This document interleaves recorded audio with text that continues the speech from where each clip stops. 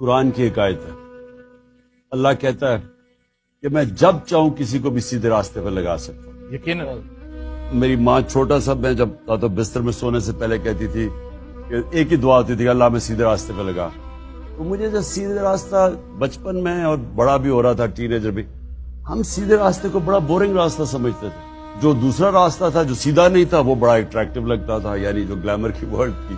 اور مجھے اللہ نے موقع دیا، ہر قسم کی میں نے زندگی دیکھی، کرکٹ کی وجہ سے باہر بھی رہا، ساری دنیا ٹریول کی۔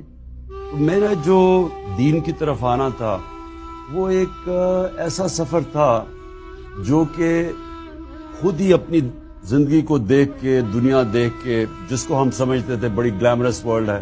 مثلا آپ اگر فلمیں دیکھیں، آپ اور ہم جب شروع میں تھے ویسٹرن فلمیں دیکھتے تھے، جو سپورٹس ورلڈ کے اندر بھی، تو جو ہیروز تھے وہ سارے سیدھے راستے پہ نہیں تھے، وہ دوسرے راستے پہ تھے۔ بالکل دوست۔ تو ہمارے رول ماڈلز ادھر تھے اور ماں کہتی تھی سیدھے راستے پہ لگو۔ میں نے اپنی زندگی میں آہستہ آہستہ ریئلائز کیا جو ہمارے رول ماڈلز پاپ سٹارز تھے انگلینڈ کے اندر، جو امریکہ کے اندر، تو میں ان کو ملا اپنی زندگی میں، ان کی پھر زندگیاں دیکھی، تو مجھے آہستہ آہستہ ریئلائز کیا کہ وہ جو ہمیں اٹریکٹیو راستہ لگتا تھا اصل میں وہ تباہی کا راستہ ہے۔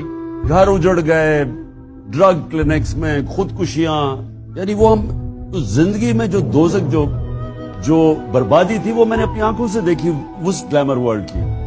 اور پھر آہستہ آہستہ سمجھ آئی کہ اصل میں سیدھا راستہ تو وہ ہوتا ہے جو کہ اندر سے انسان کو سکون دیتا ہے، خوشی دیتا ہے، بھلے سے مشکل کیوں نہ ہو۔ مشکل دیکھیں جی، اصل میں سیدھا راستہ نبی صلی اللہ علیہ وسلم کا راستہ، وہ ہے سیدھا راستہ۔ اب تو اس کی راستہ دیکھنے کے لیے ان کی آپ زندگی پڑھیں یا ان کی زندگی کیا تھی، تو ان کی زندگی تو بڑی مشکل زندگی تھی، آسان زندگی تو نہیں تھی۔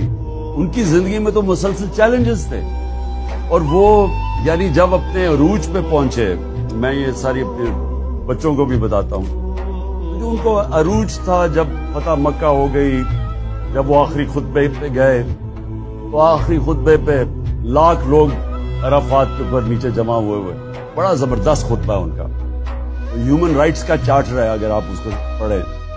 تو آخر میں وہ پوچھتے ہیں کہ لوگوں کو کہ گواہی دو اللہ کے سامنے کہ میں نے دیانت داری سے اللہ کا پیغام آپ تک پہنچایا۔ تو وہ جب پہلی روب جاتا ہے، پھر وہ 10 روز پہ پیچھے جاتے ہیں، وہ پیچھے آواز کرتے تھے، وہ پیچھے آواز جاتی تھی، تو جب پیچھے تک آواز پہنچی تو ایک شور اٹھ گیا کہ ہاں نبی آپ نے دیانت داری سے اللہ کا پیغام دیا۔ پھر لوگوں نے رونا شروع کر دیا، رونا اس لیے شروع کر دیا کہ لوگوں کو ایک دم خوف آیا کہ یہ تو ہمارے پیغام اللہ کا پورا کر دیا، تو جانے کی بات تو لوگوں نے رویا۔ تو کہنے کا مقصد یہ تھا کہ ان کی زندگی ساری مشکل تھی، لیکن جب آسان وقت آیا وہ دنیا سے جانے کا وقت آ گیا۔